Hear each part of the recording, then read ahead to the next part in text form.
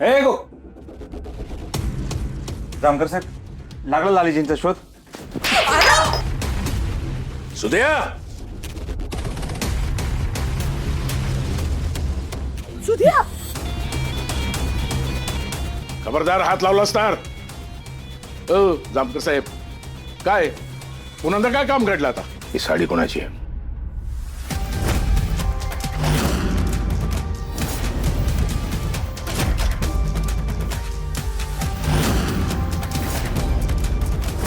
नीट सांगतोस की अजून एक ठेवून द्यायला सांगू?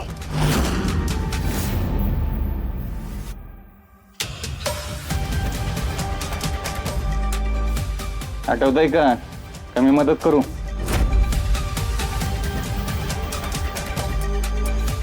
लालीची साडी आहे, रक्त लागलंय तिला.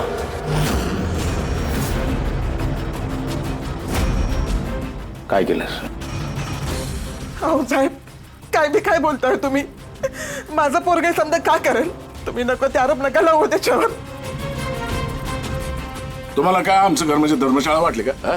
कधी बी यायचं, कोणाची बी चौकशी करायची. तुम्हाला आधीच सांगितलं ना, लाली तिची ती पळून गेली. तिला आलेली पत्र बी तुम्हाला दाखवली, तर मी काय चालले तुमचे? बनावलंच लय नाही.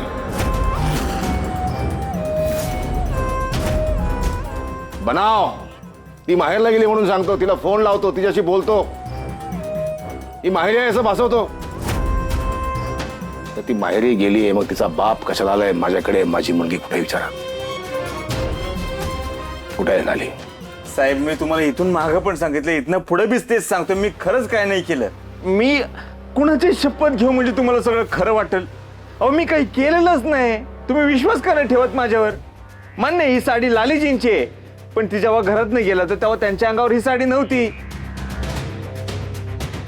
लग्नासाठी ती दुसरी साडी नेसून गेल्या होत्या. पण इथं माझी बायको गायब आहे, त्याचं वेगळं टेन्शन आहे, आणि तुम्ही माझ्यावरच संशय घेताय.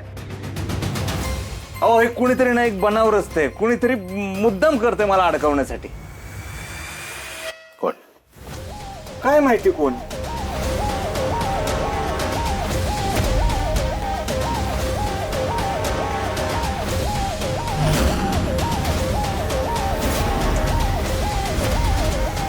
साहेब, हे असं तुम्ही नाही वागू शकत. सोडा त्याला पहिल्यांदा.